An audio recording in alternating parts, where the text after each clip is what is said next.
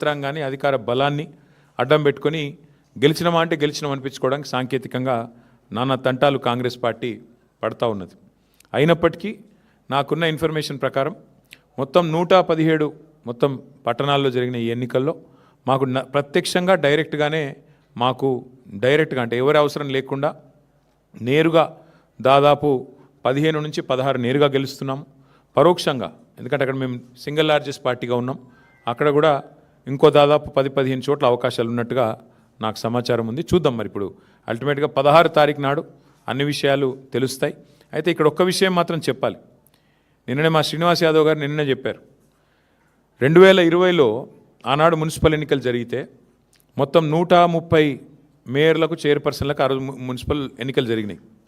TRS party ఆ రోజు డైరెక్ట్గా 122 టీఆర్ఎస్ గెలిస్తే మున్సిపాలిటీలు అదేవిధంగా కార్పొరేషన్లు, కాంగ్రెస్ 4 గెలిచింది, బీజేపీ 2 గెలిచింది, ఎంఐఎం 2 గెలిచింది. ఇది ఆ రోజు లెక్క 2020. మరి ఈరోజు ఇప్పుడే నేను మేము ముందు పెడుతున్న లెక్క చూస్తే ప్రత్యక్షంగా డైరెక్ట్గా మేము ఇప్పుడు 15 పైన గెలవబోతూ ఉన్నాము. దాంతోపాటు పరోక్షంగా అంటే మేము సింగిల్ లార్జెస్ట్ పార్టీగా ఉన్న కాడ మరి దాదాపు మరో 10-15 చోట్ల మాకు చాయిస్ ఉంది, అవకాశం ఉంది. కాబట్టి ఓవరాల్గా చూసుకుంటే 117లో డెఫినెట్గా మంచి ఫలితాలు వచ్చినట్టుగానే మేము భావిస్తూ ఉన్నాం. అయితే సరే ఇక డబ్బు, మద్యము, అధికార యంత్రాంగ దుర్వినియోగము ఇవన్నీ కూడా తారాస్థాయికి చేరినాయి. చూస్తూ ఉన్నారు, మీరు కూడా చూస్తున్నారు. ఇప్పుడు మీరు కూడా టీవీలలో మీరు కూడా స్క్రోలింగ్లు ఇచ్చారు, మీరు కూడా వీడియోలు ఇచ్చారు. చాలా చోట్ల మరి పెద్ద ఎత్తున విస్తృతంగా అధికార దుర్వినియోగం కూడా జరిగింది. అయినప్పటికీ ఓటర్లు మాత్రం భయపడకుండా బయటకు వచ్చి ఓటేసినందుకు వారికి కూడా మేము ధన్యవాదాలు చెప్తా ఉన్నాం. సరే, అక్రమాల ద్వారా ఇక మొదలుపెట్టినారు ఆల్రెడీ. బేరాలు, బేరసారాలు, ఎత్తుకుపోవడాలు, పోలీసులను పంపించి బెదిరించడాలు ఇవన్నీ మొదలైనవి ఆల్రెడీ రాష్ట్ర వ్యాప్తంగా. ఎట్లా గెలిచిన దాన్ని మా దగ్గర గెలిచిన దాన్ని కూడా లాక్కునే ప్రయత్నం కూడా చేస్తూ ఉన్నారు. అయినా కూడా పర్వాలేదు, కొట్లాడతాం.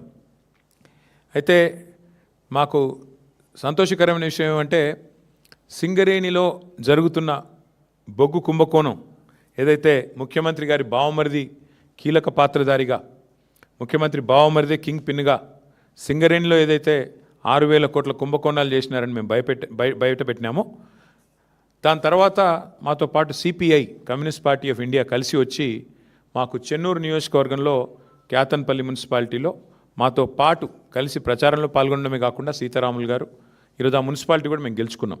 అంటే సింగరేణి ప్రాంతంలో సింగరేణిలో జరుగుతున్న దోపిడీ ఏదైతే ఉన్నదో, ఈ దోపిడీలో ముఖ్యంగా కాంగ్రెస్, బీజేపీ కలిసి పనిచేస్తూ ఉన్నాయి. కాబట్టి వారిని నిరోధించడానికి సిపిఐ కలిసి వస్తే వారిని కూడా కలుపుకున్నాం.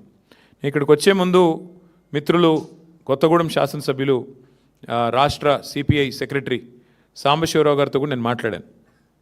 కొత్తగూడెంలో కూడా ఈరోజు హంగ్ వచ్చింది. అక్కడ కూడా సిపిఐకి 25 ఏదో వచ్చినట్టున్నాయి, మాకు 9-10 వచ్చినట్టున్నాయి. కాబట్టి నేను వారికైతే ఓపెన్ ఆఫర్ ఇచ్చినాను.